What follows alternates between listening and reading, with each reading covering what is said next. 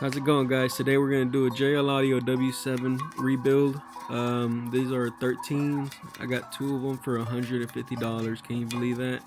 Alright, so what I'm doing right here is I'm cleaning it up, knocking all the dirt out, getting it ready for the rebuild. It's important that you get everything clean. Right here we're going to measure the plate that's right between the frame and the magnet. That one measures 1/2 inch on mine. And this is just to set where how deep your coil is going to go into the magnet. So after this, I measure the coil and I divide that by 2. I divide what the plate is, and that was a 1/4 inch. Well, the plate was 1/2 inch, but half of it is 1/4. So whatever the half of the coil is, we add a 1/4 to it, and that'll give us our mark, which is basically the depth.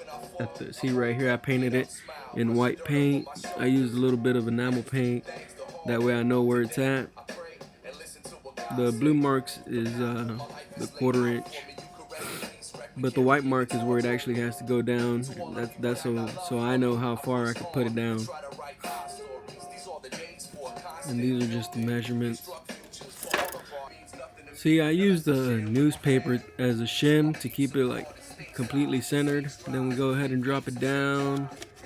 See, you just got to wiggle it around a little bit, and then you can slide the coil up and down. Make sure you get the newspaper all the way down to where it touches the back, and move the coil up and down to that. I moved it up to that white mark. And what I'm going to do right here to hold it in place is I'll put a piece of tape on the inside of the coil that holds it to the newspaper. That way I know as soon as the newspaper touches the bottom of the magnet, that's where it needs to go. You see how the white mark is lined up with the top of the plate? That's exactly what we want right there. So now I'm putting the spider on. I'm dry fitting it basically. You wanna drop it down all the way down to the bottom, and make sure your spider is evenly, touching. That way, whenever you take the newspaper out, it doesn't spring back up or go down. So you want to make sure there's like no tension at all. And that's what I'm doing right here. Make sure it looks good. Once we go ahead and find out where it goes, this is when we start doing some epoxy work. And I actually got the Loctite that you gotta squeeze it out and mix it outside of the container. They actually have some that mix inside the tube, and you can squirt it directly onto the spider. But on this one I had to mix it and use a paintbrush to apply it. But basically what you want to do is get a big bead on the bottom of the spider. Make sure it's nice and even. Make sure you get complete coverage, and you don't have to get it. I mean, it has to be a nice like 1/4 inch bead all the way around. And next, what we do is we do the outside of the spider. So make sure everything's clean, because there tends to be a lot of old dry epoxy on this edge before I seed it. So what you want to do is just put epoxy all around. Make sure it soaks into the spider. Make sure it's below it. Make sure it's above it. But you just want to get that little section before that first little ripple. You don't want to get it all over. Alright, there it goes. After I applied it, looks pretty good, and you just want to let it dry. These things say that it dries in 5 minutes. It's not dry in 5 minutes. You want to give it like 15 minutes at least. It's gonna take you a while due to the time that it takes the epoxy to dry. Right here I went ahead and connected the cables, and make sure you got your leads facing the right way. I almost didn't get it. Good thing I caught it on time, but I forgot all about that. I had to pick it back up and set it back down in the right spot, because you do have section, it does have to be straight. And this right here is the bottom cone. So what I did is I put epoxy on the inside of it, and I put epoxy on the coil also. That way you know that there's enough. and push it all the way down. Once you push it all the way down, you're gonna see that it moves.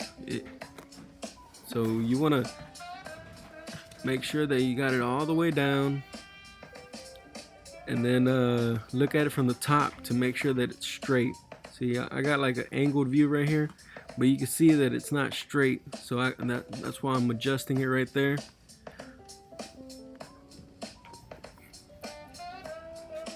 And once you got it right, you got about 3 minutes to play with it before the epoxy starts to dry up on you. But once you got it right, you know, you want to really let that dry.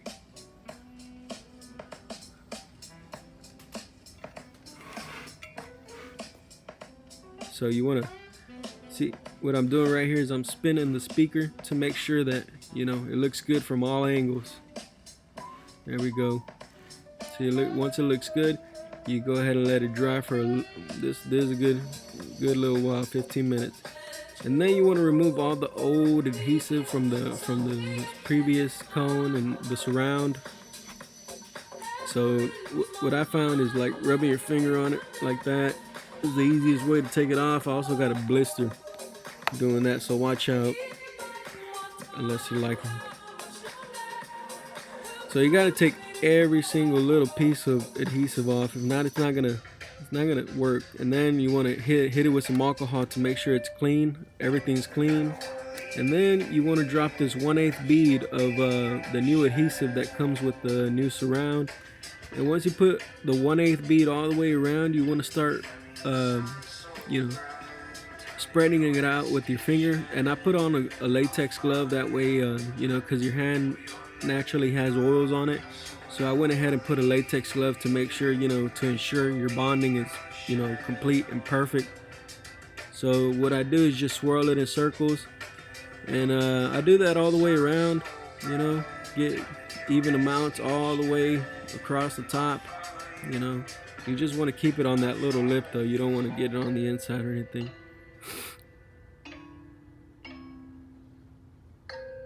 So once we get all the way around, that's perfect, you know.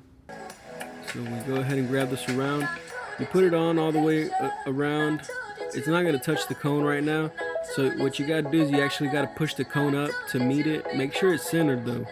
So you got to push the cone up and hold it right there in that position, because that adhesive is going to take a while to dry. So you want to hold it right there. What I ended up doing is you got to hold it for about an hour. So I'm not going to stand there for an hour. What I ended up doing was I put a wrench in there with the measuring tape, as you can see, to hold the cone up. And I went to go take a shower. Once I got back, you know, the adhesive was holding by itself, and it was looking good. After I got back, I went ahead and put another bead, which is going to take for the top cone. That way we can go ahead and finish it up. We put a 1/8 bead all the way around on the surround. And on this one, you're not going to swirl it. You're just going to leave it as it is. So we go ahead and put some on the surround. Make sure you also put some on the center of the cone to hold the top cone on also.